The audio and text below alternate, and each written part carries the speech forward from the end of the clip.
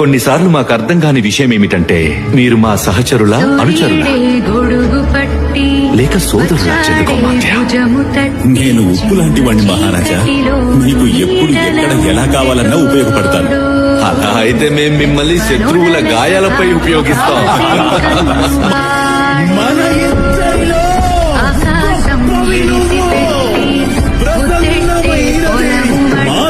జగదంబ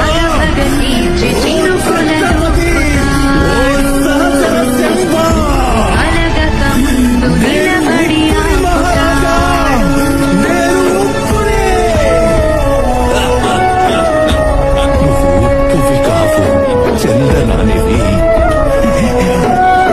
మన స్నేహానికి జరగని తిలకానివి. ఖడ్గమొకడైతే